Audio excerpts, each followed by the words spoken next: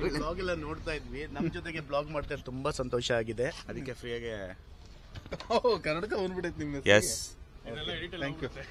ಬನ್ನಿ ಪ್ರಯಾಣ ಮುಂದುವರ್ಸೋಣ, ಈಗಲೇ ಟೈಮ್ ಆಗೈತೆ. ಎಲ್ಲರಿಗೂ ನಮಸ್ಕಾರ.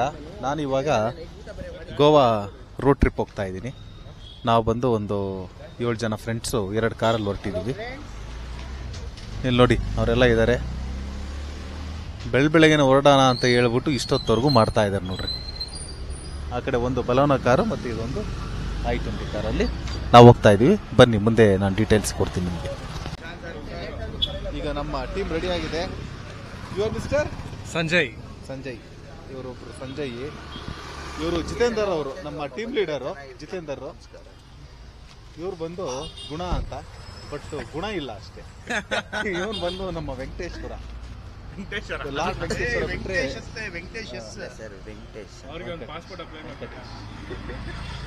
ಇವ್ರು ಸುನೀಲ್, ಲೇಟ್ ಲತಿಕ್ ಸುನೀಲ್ ಅಂತ.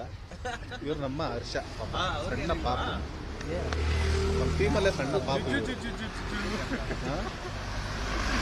ಇದೊಂದು ಹುಂಡೈ ಐಟೆನ್ನು ಮತ್ತೆ ಇದೊಂದು ಬಲೇನು.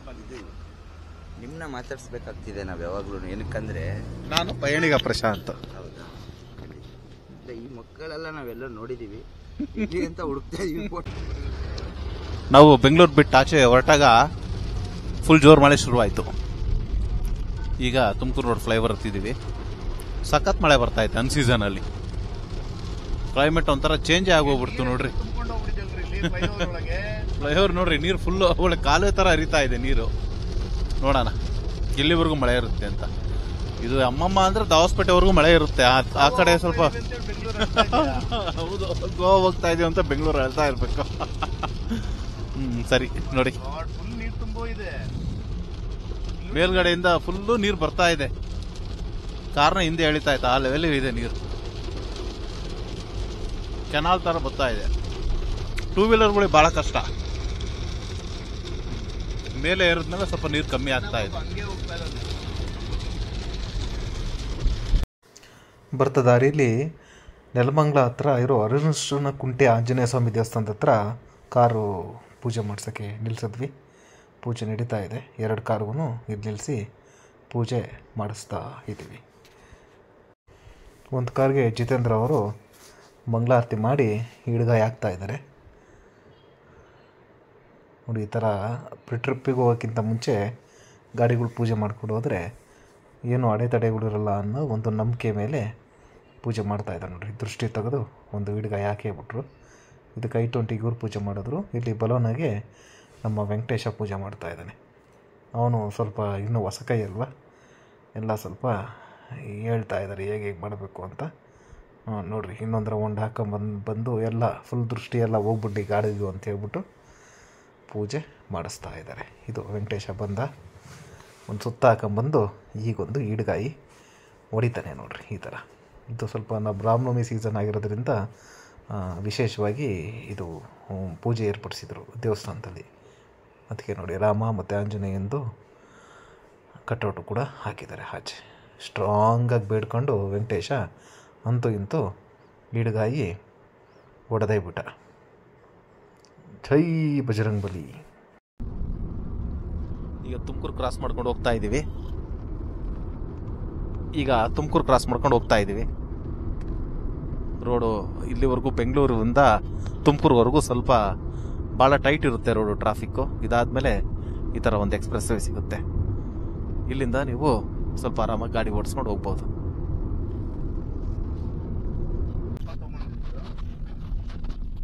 ಇದು ಸಿರಾ ಟೋಲು ಕ್ರಾಸ್ ಮಾಡ್ತಾ ಇದ್ದೀವಿ ಈಗ, ತುಮಕೂರು ಮತ್ತು ಸಿರಾ ಮಧ್ಯದಲ್ಲಿ. ಇಲ್ಲಿಂದ ಸ್ವಲ್ಪ ಕಾಸ್ಟ್ಲಿ ಟೋಲ್ಗಳು ಸ್ಟಾರ್ಟ್ ಆಗ್ತವೆ. ಬೆಂಗಳೂರಿಂದ ತುಮಕೂರವರೆಗೂ ನಿಮಗೆ 20 ರೂಪಾಯಿ 30 ರೂಪಾಯಿ ಟೋಲ್ಸ್ ಇದ್ದರೆ, ಇವೆಲ್ಲ 100 ರೂಪಾಯಿ ಮೇಲ್ಗಡೆ ಟೋಲು. ಈಗೇನು ಆಲ್ಮೋಸ್ಟ್ 150 ಟಚ್ ಆಗುತ್ತೆ ಅನ್ನೋ ಗೊತ್ತಿಲ್ಲ, ಏಪ್ರಿಲ್ 1ನೇ ತಾರೀಕಿಂದ. ಇದು ಬಂದು ಸಿರಾ ಟೋಲ್. ಈಗ ಹಿರಿಯೂರವರೆಗೂ ಬಂದ್ವಿ. ಹಿರಿಯೂರಲ್ಲಿ ಒಂದು ಊಟ ಮಾಡೋ ಸ್ಕೀಮ್ ಇದೆ ನೋಡುವ. ಸಾಗರ್ ರೆಡ್ಡಿ ಹೋಟೆಲ್ಗೆ ಕರ್ಕೊಂಡು ಹೋಗ್ತಾ ಇದ್ದೀನಿ. ವೆರಿ ಫೇಮಸ್ ಸಾಗರ್ ರೆಡ್ಡಿ ಹೋಟೆಲ್ದು ಒಂದು ವ್ಲಾಗ್ ಮಾಡೋಣ ಅಂತ. ಸರ್, ಊಟ ಸೂಪರ್ ನಾಟಿ ಸ್ಟೈಲು ಊಟಕ್ಕೆ ಕರ್ಕೊಂಡು ಹೋಗ್ತೀನಿ. ಕಡಕ್ ಊಟ. ಕಡಕ್ ಊಟಕ್ಕೆ ಕರ್ಕೊಂಡು ಹೋಗ್ತೀನಿ. ಬನ್ನಿ ಹೋಗುವ. ನಾವೀಗ ಹಿರಿಯೂರು ಟೌನ್ನ ರೀಚ್ ಆದ್ವಿ. ಇಲ್ಲಿ ಬಂದು ಹೋಟೆಲ್ ಸಾಗರ್ ರೆಡ್ಡಿ ಅಂತ ಭಾಳ ಒಂದು ಫೇಮಸ್ ಆಗಿರೋಂಥ ಹೋಟೆಲ್ಗೆ ಊಟ ಮಾಡೋಣ ಅಂತ ಬಂದಿದ್ದೀವಿ. ಅಂದೇವೆ ನೋಡೋ ಬನ್ನಿ ಹೇಗಿರುತ್ತೆ ಅಂತ.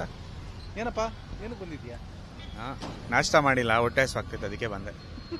ಈ ರೆಡ್ಡಿ ಹೋಟ್ಲು ಚೆನ್ನಾಗಿದೆ ಅಂತ ನಮ್ಮ ಕೊಲೀಗ್ಸ್ ಎಲ್ಲ ಹೇಳಿದ್ರು. ನಮ್ಮ ಪ್ರಶಾಂತ್ ಸರ್, ಪಯಣಿಗ ಪ್ರಶಾಂತ್ ಸರ್ ಅವರು ಹೇಳಿದ್ರು. ಸೊ ಅದಕ್ಕೆ ಹೆಂಗಿದೆ ಟೇಸ್ಟ್ ನೋಡ್ಕೊಂಡು ಹೋಗೋಣ ಅಂತ ಬಂದೆ. ಬನ್ನಿ ಹಾಗಾದ್ರೆ ನೋಡೋಣ ಟೇಸ್ಟ್ ಹೇಗಿದೆ. ನೋಡಿ ಈಗ ಬಂಕಾಪುರ ಟೋಲ್ ಕ್ರಾಸ್ ಮಾಡ್ಕೊಂಡು ಇಲ್ಲಿ ನಿಂತಿದ್ದೀವಿ. ಅಂದರೆ ಇಲ್ಲಿ ನೋಡಿ ನಾಟಿ ಹಸುಗಳು ಮೇಯ್ತಾ ಇದ್ದಾವೆ. ಮತ್ತು ಆ ಪಕ್ಕದಿಂದನೂ ಒಂದು ಡಿವಿಯೇಷನ್ ತೊಗೊಂಡು ಗೋವಾಗೆ ಹೋಗ್ತಾರೆ. ಸೌತ್ ಗೋವಾ ಹೋಗೋರೆಲ್ಲ ಬೇಕಾದ್ರೆ ಆ ಕಡೆಯಿಂದ ಹೋಗ್ಬೋದು. ಸ್ವಲ್ಪ ರೋಡ್ ಚೆನ್ನಾಗಿಲ್ಲ. ಹೀಗೆ ಮುಂದೆ ಹೋಗ್ತಾ ಇದ್ದೀವಿ ನೋಡಿ. ಬಂಕಾಪುರ ಬಿಟ್ಟು ಹುಬ್ಳಿ ಕಡೆ ಹೋಗ್ತಾ ಇದ್ದೀವಿ. ಇನ್ನೇನು ಶಿಗ್ಗಾಂವ್ ಹತ್ರ ಇದ್ದೀವಿ. ಆಲ್ರೆಡಿ ನೋಡಿ ಸೂರ್ಯ ಮುಳುಗಕ್ಕೆ ಬರ್ತಾ ಇದ್ದಾರೆ. ನಮ್ಮದು ಸ್ವಲ್ಪ ಟ್ರಾವೆಲಿಂಗು ಸ್ವಲ್ಪ ಡಿಲೇ ಆಗ್ತಾನೆ ಬರ್ತಾ ಇದೆ. ನೋಡಬೇಕು ಎಷ್ಟು ಗಂಟೆಗೆ ತಲುಪ್ತೀವಿ ಅಂತ. ಇನ್ನು ಹುಬ್ಳಿನೇ ಮುಟ್ಟಿಲ್ಲ ನಾವು. ಅಲ್ಲೇ ಸೂರ್ಯ ಮುಳುಗಿ ಹೋಗ್ತಾ ಇದೆ. ಇನ್ನೇನು ಈ ಹುಬ್ಳಿ ಇಲ್ಲಿಂದ ಒಂದು 20-30 ಕಿಲೋಮೀಟ್ರು ಅಲ್ಲಿ ನಾವು ಹುಬ್ಬಳ್ಳಿನ ರೀಚ್ ಆಗ್ತೀವಿ. ಅಲ್ಲಿಂದ ಸ್ವಲ್ಪ ಹುಬ್ಳಿ ಟು ಧಾರವಾಡ ಮಧ್ಯದಲ್ಲಿ ಭಾಳ ನ್ಯಾರೋ ಲೈನ್ ಇದೆ. ಒಂದು 30 ಕಿಲೋಮೀಟ್ರ್ ಮಾತ್ರ ಭಾಳ ಒಂಥರ ಹೆಜ್ಜೆ ಮೇಲೆ ನಡೆದಂಗೆ ಇರುತ್ತೆ. ಹೆವಿ ಕಂಜೆಸ್ಟೆಡ್ ರೋಡ್, ಭಾಳ ಚಿಕ್ಕ ರೋಡು. ಇನ್ನೂ ಬೈಪಾಸ್ ಮಾಡ್ತಾ ಇದ್ದಾರೆ. ಆ ಬೈಪಾಸ್ ಇನ್ನೂ ಬಗೆಹರಿದಿಲ್ಲ. ಹಾಗಾಗಿ ಭಾಳ ಚಿಕ್ಕ ರೋಡಲ್ಲೇ ನಾವು ಹೋಗಬೇಕು. ಹುಬ್ಳಿ ಮಟ್ಟ ಒಂದು ಸ್ವಲ್ಪ ಚೆನ್ನಾಗಿರುತ್ತೆ ರೋಡು. ಹುಬ್ಳಿ ಆದಮೇಲೆ ಸ್ವಲ್ಪ ಧಾರವಾಡದವರೆಗೂ ಸ್ವಲ್ಪ ನ್ಯಾರೋ ರೋಡಲ್ಲಿ ನಾವು ಹೋಗಬೇಕಾಗುತ್ತೆ. ಬನ್ನಿ ನೋಡೋಣ ಮುಂದೆ ಹೇಗೆ ಹೋಗುತ್ತೆ ಅನ್ನೋದು ನಾನು ತೋರಿಸ್ತೀನಿ. ನಾವೆಲ್ಲ ಭಾಳ ಸ್ಲೋ ಓಡಿಸ್ತೀವಿ ಅಂತ ಹೇಳ್ಬಿಟ್ಟು ಜಿತೇಂದ್ರ ಅವರು ಡ್ರೈವಿಂಗ್ ಸೀಟಲ್ಲಿ ಕೂತ್ಬಿಟ್ಟವ್ರೆ. ಬರಲಿ ಅದೆಷ್ಟೊತ್ತು ಕರ್ಕೊಂಡು ಹೋಗ್ತೀರಾ, ಆಲೆ ಮುಳುಗ್ತಾ ಬಂತು, ನಾನು ಓಡಿಸ್ತೀನಿ ಗಾಡಿನ ಅಂತ. ಅವರು ಗ್ಲಾಸ್ ಏರ್ಸಲ್ಲ, ಫುಲ್ ಗ್ಲಾಸ್ ಇಳಿಸ್ಕೊಂಡು ಫ್ರೆಶ್ ಏರ್ ತಗೊಂಡು ಗಾಡಿ ಓಡಿಸೋದು ಅವರು. ನಾವು ಅದರ ಹತ್ತ ಗ್ಲಾಸ್ ಏರಿಸ್ಕೊಂಡು ಸೈಲೆಂಟಾಗಿ ಗಾಡಿ ಓಡಿಸ್ತೀವಿ. ಅವ್ರು ಹಂಗಲ್ಲ, ಎಲ್ಲ ಉಲ್ಟಾ ಅವರು. ಹಿಂದಗಡೆ ಹರ್ಷಿತ್ತು ಆರಾಮಾಗಿ ಕೂತು ವಿಡಿಯೋಸ್ ಎಲ್ಲ ನೋಡ್ತಾ ಇದ್ದಾರೆ. ಈ ಥರ ನಮ್ಮದು ಪ್ರಯಾಣ ಜರುಗ್ತಾ ಇದೆ. ಬನ್ನಿ ನೋಡೋಣ. ನಾವು ಧಾರವಾಡ ದಾಟ್ಕೊಂಡು ಸ್ವಲ್ಪ ಮುಂದೆ ಹೋಗ್ತಿದ್ದಂಗೆ ಒಂದು ಸ್ವಲ್ಪ ಮಿನಿ ಫಾರೆಸ್ಟ್ ಥರ ಅಂತ ಒಂಥರ ಶಾಲೋ ಫಾರೆಸ್ಟು ಥರದ್ದೊಂದು ರೋಡ್ ಸಿಗುತ್ತೆ. ಅದು ಒಂಥರ ಭಾಳ ಡಿಫ್ರೆಂಟ್ ಎಕ್ಸ್ಪೀರಿಯೆನ್ಸು. ಮತ್ತು ನಾವು ಗೋವಾಗೆ ರೀಚ್ ಆಗೋದಕ್ಕೆ ಈವನ್ ನಾರ್ತ್ ಆಗಲಿ ಸೌತ್ ಆಗಲಿ ಎರಡು ಗೋವಾಗೂ ಇದು ಭಾಳ ಬೆಸ್ಟು ರೂಟ್. ಧಾರವಾಡವ್ರಿಗೂ ಬಂದ್ಬಿಟ್ಟು ಧಾರವಾಡಿಂದ ರಾಮನಗರದ ಮೇಲಿಂದ ನೀವು ಆರಾಮಾಗಿ ಇದು ನಮ್ಮ ದೂಧಸಾಗರ್ ಫಾಲ್ಸ್ಗೆ ಹೋಗುತ್ತಲ್ಲ, ಮಲ್ಲಮ್, ಅಲ್ಲಿವರೆಗೂ ಹೋಗುತ್ತೆ. ಅಲ್ಲಿ ಚೆನ್ನಾಗಿದೆ ರೋಡು. ಅಂದರೆ ಸ್ವಲ್ಪ ಸೆಂಟ್ರಲ್ಲಿ ಒಂದು 2-3 ಕಡೆ ನಿಮಗೆ ಟೋಟಲಿ ಒಂದು 10 ಕಿಲೋಮೀಟ್ರ್ ಸ್ವಲ್ಪ ಕಚ್ಚಾ ರೋಡ್ ಸಿಗ್ಬೋದು. ಅದು ಏನಂದರೆ ರೋಡೆಲ್ಲ ಮಾಡಿದ್ದಾರೆ ಕೆಲವು ಕಡೆ. ಅಂದರೆ ಈಗ ರೈಲ್ವೆ ಟ್ರ್ಯಾಕ್ ಬಂದಿದೆ, ಅಲ್ಲಿ ಸ್ವಲ್ಪ ಬ್ರಿಡ್ಜ್ ಪ್ಲ್ಯಾನ್ ಮಾಡಿದಿರೋದ್ರಿಂದ ಅಲ್ಲಿ ಯಾವುದೇ ರೀತಿಯೂ ರೋಡ್ ವರ್ಕ್ ಮಾಡಿಲ್ಲ. ಮತ್ತು ಇನ್ನೊಂದು 2-3 ಕಡೆ ಸೇತುವೆದೊಂದು ಚೂರು ಇದಿದೆ. ಅಷ್ಟು ಬಿಟ್ಟರೆ ನೋಡಿರಿ ಈ ಥರ ಈಗ ಸೇತುವೆ ಈ ಕಡೆ ಒಂದು ಕಡೆ ರೆಡಿ ಆಗ್ತಾ ಇದೆ, ಇನ್ನೊಂದು ಕಡೆ ಅದು ರೆಡಿ ಆಗಬೇಕು. ಅಷ್ಟು ಬಿಟ್ಟರೆ ನಿಮಗೆ ಇನ್ನೆಲ್ಲ ಕಡೆಯೂ ಕೂಡ ನಿಮಗೆ ರೋಡ್ ಭಾಳ ಚೆನ್ನಾಗಿ ಸಿಗುತ್ತೆ. ಇದೊಂದು 2-3 ಕಡೆ ನಿಮ್ಗೆ ಈ ಥರ ಸ್ವಲ್ಪ ಒಂದು ಹಳ್ಳ ದಿಣ್ಣೆ ಥರ ಸಿಗುತ್ತೆ. ಅದು ಎಲ್ಲ ಸೇರಿದ್ರು ಒಂದು 10 ಕಿಲೋಮೀಟ್ರು ನಿಮಗೆ ಈ ಥರದ್ದು ಸಮಸ್ಯೆ ಇರೋ ರೋಡ್ ಇದೆ ಎಲ್ಲ ಸೇರಿ. ಅದಕ್ಕೆ ಬಿಟ್ಟರೆ ನಿಮಗೆ ಆಲ್ಮೋಸ್ಟ್ ಎಲ್ಲ ನೋಡಿರಿ ಈ ಥರ ಕಾಂಕ್ರೀಟ್ ರೋಡು ನಿಮಗೆ ಸಿಕ್ಬಿಡುತ್ತೆ. ಅಲ್ಲಿ ನಿಮಗೆ ಅದು ಪ್ರಯಾಣವೂ ಕೂಡ ಭಾಳ ಆರಾಮಾಗಿ ಆಗುತ್ತೆ. ಮತ್ತು ಇಟ್ಸ್ ಏನ್ ಒಂಥರ ಮೇಯ್ನ್ ಹೈವೇ ಇದ್ದಂಗೆ ಗೋವಾ ಮತ್ತು ನಮ್ಮ ಕರ್ನಾಟಕಕ್ಕೆ ಒಂದು ಕನೆಕ್ಟ್ ಆಗುವಂಥ ಒಂದು ಮುಖ್ಯವಾದ ರಸ್ತೆ ಇದು. ನೀವು ಯಾವ ಟೈಮಲ್ಲಿ ಬೇಕಾದ್ರೂ ಹೋಗ್ಬೋದು. ನಿಮಗೆ ಟ್ರಾಫಿಕ್ ಮೂವ್ಮೆಂಟ್ ಇದ್ದೇ ಇರುತ್ತೆ. ನಿಮ್ಗೆ ಅಷ್ಟೊಂದು ಐಸೋಲೇಟ್ ಆಗಿ ನೀವು ಹೋಗ್ತೀವಿ ಅಂತ ಅನಿಸಲ್ಲ. ಇಲ್ಲಿ ನೋಡಿ ಈ ಥರ ಇದ್ಯಾವುದೋ ಒಂದು ಬ್ರಿಡ್ಜ್ ಕನ್ಸ್ಟ್ರಕ್ಟ್ ಮಾಡ್ತಾ ಇದ್ದಾರೆ. ಹಾಗಾಗಿ ಇದು ಸ್ವಲ್ಪ ಸಮಸ್ಯೆ ಇದೆ. 1-2-3 ಕಡೆ ಮಾತ್ರ ಈ ಥರ ಇದೆ. ಇನ್ನು ಮಿಕ್ಕಿದಾಗೆಲ್ಲ ಮಾತ್ರ ನಿಮಗೆ ರೋಡ್ ಭಾಳ ಚೆನ್ನಾಗಿದೆ. ನೀವು ಈ ರೋಡ್ನ ಆರಾಮಾಗಿ ನೀವು ಆಯ್ಕೆ ಮಾಡ್ಕೊಂಡು ಬರ್ಬೋದು. ನೋಡಿರಿ ಈ ಥರ ಇದೆ. ಇದೊಂದು ಬ್ರಿಡ್ಜ್ ಪಕ್ಕದಲ್ಲಿ ಒಂದು ರೆಡಿ ಮಾಡ್ತಾ ಇದ್ದಾರೆ ಬ್ರಿಡ್ಜು. ನಾವು ಅದ್ರ ಪಕ್ಕದಲ್ಲಿ ಹಾಸಿ ಈ ಥರ ಹೋಗ್ತಾ ಇದ್ದೀವಿ. ಅದಕ್ಕೆಲ್ಲ ಸ್ವಲ್ಪ ಇಂಟರ್ನಲ್ ಕ್ಲಿಯರೆನ್ಸ್ಗೋ ಅಥವಾ ಏನು ಅಕ್ವಸೇಷನ್ ಪ್ರಾಬ್ಲಮ್ಮು ಅಥವಾ ರೈಲ್ವೇಸ್ ಕ್ಲಿಯರೆನ್ಸ್ಗೋ ಏನಕ್ಕೋ ಸ್ವಲ್ಪ ನಿಂತಿದೆ ಇದು ರಸ್ತೆ. ಈ ರಸ್ತೆಯಲ್ಲಿ ನಾವು ಪ್ರಯಾಣ ಮುಂದುವರಿಸ್ಕೊಂಡು ಹೋಗ್ತಾ ಇದ್ದೀವಿ. ಬರ್ತಾ ದಾರಿಯಲ್ಲಿ ಒಂದು ಕಡೆ ರೈಲ್ವೆ ಲೆವೆಲ್ ಕ್ರಾಸಿಂಗಲ್ಲಿ ಗೇಟ್ ಹಾಕಿದರು. ಅದಕ್ಕಾಗಿ ಸ್ವಲ್ಪ ಆಚೆ ಬಂದು ನಾವು ಸ್ವಲ್ಪ ಸುಧಾರಿಸ್ಕೊತಾ ಇದ್ದೀವಿ. ಇಲ್ಲಿ ನೋಡಿ ಒಂದು ರೈಲ್ವೆ ಲೆವೆಲ್ ಕ್ರಾಸಿಂಗಲ್ಲಿ ನಾವು ನಿಂತಿದ್ದೀವಿ. ಮತ್ತು ರೈಲ್ವೆ ಲೆವೆಲ್ ಕ್ರಾಸಿಂಗ್ ಆಗ್ತಿದ್ದಂಗೆ ನಮಗೆ ಈ ಥರ ಒಂದು ಘಾಟ್ ರೋಡು ಶುರುವಾಗುತ್ತೆ. ಅಂದರೆ ನಾವು ಘಾಟ್ನ ಇಳಿಯೋಕ್ಕೆ ಶುರು ಮಾಡ್ತೀವಿ. ಇದು ಬಂದು ನಮ್ಮ ಕರ್ನಾಟಕ ಬಾರ್ಡ್ರಿಂದ ನಾವು ಘಾಟ್ನ ಹಿಡಿತಿರ್ತೀವಿ.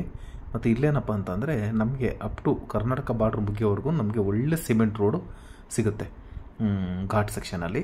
ಅದಾದ ನಂತರ ನಾವು ಒಂದು ಸತಿ ನಾವು ಗೋವಾ ಬಾರ್ಡ್ರ್ ಎಂಟ್ರಿ ಆಗ್ತೈತೆ ಅಂದರೆ ಏನಾಗುತ್ತೆ ನೋಡಿ, ಈ ಥರ ಟಾರ್ ರೋಡ್ ಶುರುವಾಗುತ್ತೆ. ಅಂದರೆ ಈ ಟಾರ್ ರೋಡ್ ಸಿಗ್ತಿದ್ದಂಗೆ ನಾವು ಗೋವಾ ಅಫಿಷಿಯಲಿ ನಾವು ಎಂಟ್ರಿ ತಗೊಂಡ್ವಿ ಅಂತ ಹೇಳ್ಬೋದು. ಇದು ಭಾಳ ಚೆನ್ನಾಗಿದೆ ರೋಡು, ಮತ್ತು ಘಾಟ್ ಸೆಕ್ಷನ್ನು ಕೂಡ ಭಾಳ ಚೆನ್ನಾಗಿದೆ. ಇಲ್ಲಿ ನೋಡ್ರಿ, ಇದು ಬಂದು ಈ ಘಾಟಿಗೆ ಎಲ್ಲದಕ್ಕೂ ಒಂದೊಂದು ದೇವಸ್ಥಾನ ಇರುತ್ತಲ್ಲ, ಈ ಘಾಟಿಗೆ ಇದು ದೇವಸ್ಥಾನ. ಇದು ಇಲ್ಲಿ ಗೋವಾದ್ದೊಂದು ಎಂಟ್ರಿ ತೊಗೊಂಡಿದ್ದೀವಿ. ಈ ದೇವಸ್ಥಾನ ಗೋವಾದ್ದೊಂದು ಇನ್ನೇನು ಇಳಿದ್ರೆ ಗೋವಾ ಸಿಕ್ಕೋಗುತ್ತೆ. ಇಲ್ಲಿಂದ ನಮಗೆ ಮೊಲ್ಲಮ್ಮು ಒಂದು 8 ಕಿಲೋಮೀಟ್ರ್ ಇರ್ಬೋದು ಮ್ಯಾಕ್ಸಿಮಮ್ ಅಷ್ಟೇ.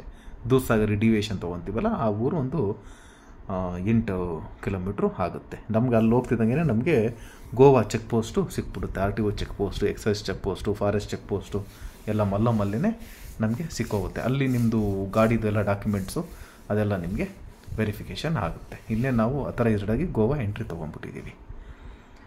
ಅಂದರೆ ನಾವು ರಾತ್ರಿ ಬಂದು ರೀಚ್ ಆಗಿದ್ದು ಒಂದು 2 ಗಂಟೆ ಆಯಿತು. ಆಲ್ಮೋಸ್ಟ್ ನಮ್ಮದು ಟೋಟಲ್ ಟ್ರಾವೆಲಿಂಗ್ ಟೈಮ್ ಬಂದು ಒಂದು